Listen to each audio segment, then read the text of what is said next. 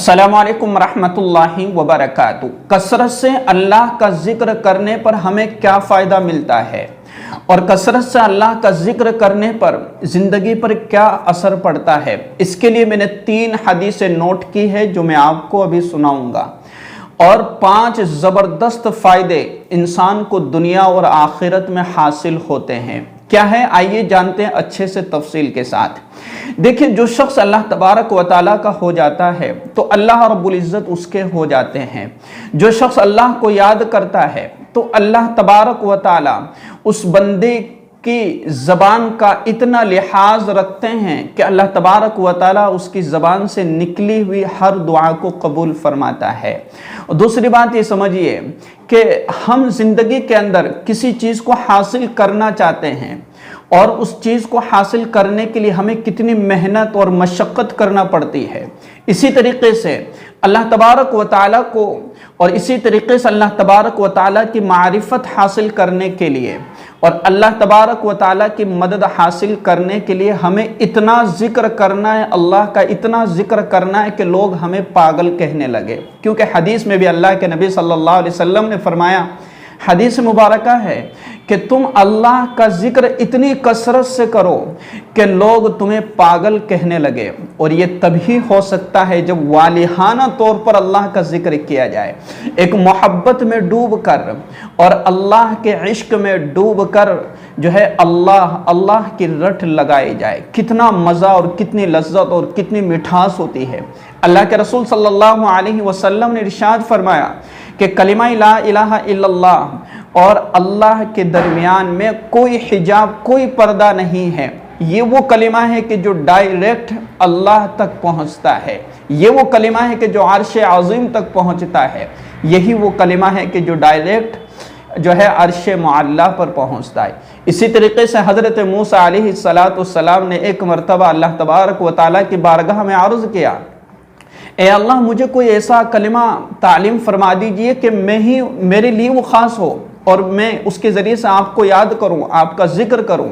अल्लाह तबारक व तआला ने फरमाया कि ला इलाहा इल्लल्लाह कहा करो। हज़रत मूसा अलैहिस्सलाम ने फिर अर्ज़ किया कि अल्लाह, ये तो सारे बंदे करते हैं। फिर अल्लाह तबारक व तआला ने फरमाया कि ला इलाहा इल्लल्लाह कहा करो। फिर कहा कि मैं तो कोई एक ख़ास जिक्र जो सिर्फ मुझे ही आता हो, किसी और को नहीं, ऐसा जिक्र मैं आपसे चाहता हूँ। तो अल्लाह तबारक व तआला ने फरमाया हज़रत मूसा अलैहिस्सलाम से कि अगर 7 आसमान और 7 ज़मीन एक पलड़े में रख दिया जाए और ला इलाहा इल्लल्लाह एक पलड़े में रख दिया जाए तो ला इलाहा इल्लल्लाह वाला पलड़ा वज़नी हो जाएगा, भारी हो जाएगा। इतना ज़बरदस्त कलिमा है ये। और इसी तरीके से जो शख्स कसरत से अल्लाह तबारक व तआला का जिक्र करता है तो इसकी बरकत से अल्लाह तबारक व तआला उसकी ज़बान को पाक फरमा देता है, जिसके नतीजे में जो दुआ करता है अल्लाह तबारक व तआला उस दुआ को कबूल फरमाता है। इसी तरीके से जो शख्स कसरत से अल्लाह तबारक व तआला का जिक्र करता है वह अल्लाह का ख़ास बंदा बन जाता है, वह अल्लाह तबारक व तआला का लाडला बंदा बन जाता है। अल्लाह तबारक व तआला उसकी हर ज़रूरत को पूरी फरमाता है। अल्लाह तबारक व तआला उसकी हर हाजत को पूरी फरमाता है। कौन सा जिक्र है?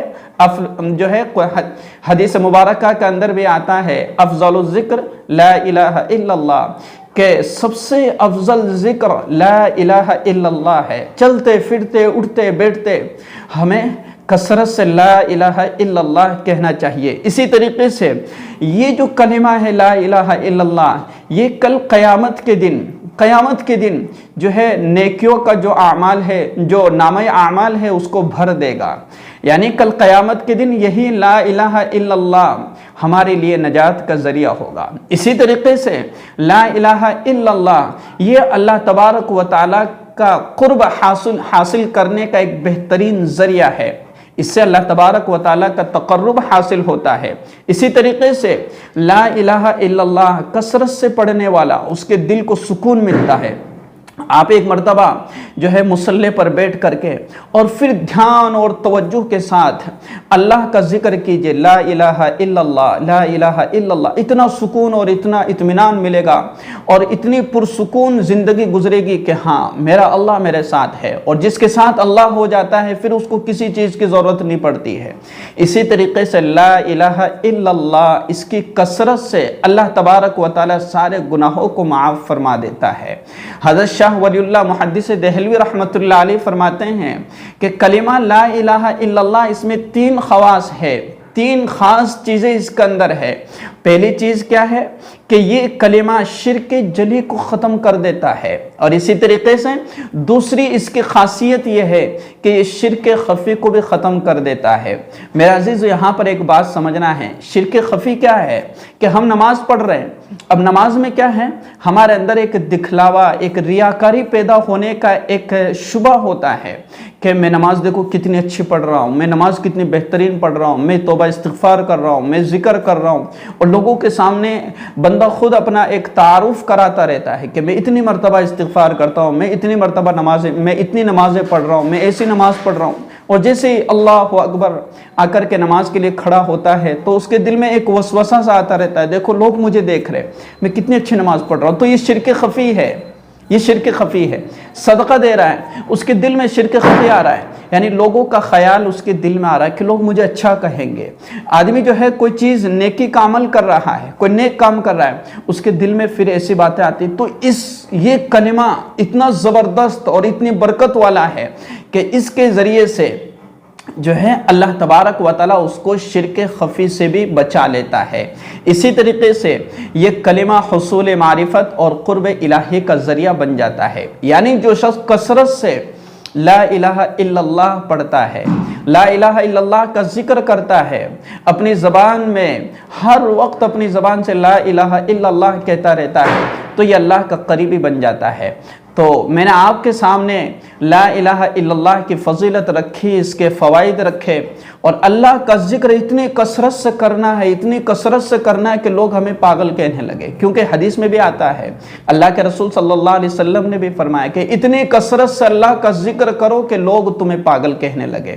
اور یہ تبھی ہو سکتا ہے جب والہانہ طور پر محبت میں، عشق میں، اللہ کے عشق میں ڈوب کر ہم اللہ کی رٹ لگا رہے ہو، اتنا ذکر کرنا ہے کہ یہ لا الہ الا اللہ ہمارے دل میں اتر جائے، اور یہ کلمہ ہمیں تمام برائیوں سے اور تمام گناہوں سے اور تمام شرک سے، چاہے شرک جلی ہو چاہے شرک خفی ہو، چھوٹا شرک ہو بڑا شرک ہو، تمام کے تمام شرک سے ہمیں بچا لے۔ جب بات زبان کے ذریعے سے دل تک اترے گی تب نہ فائدہ ہوگا۔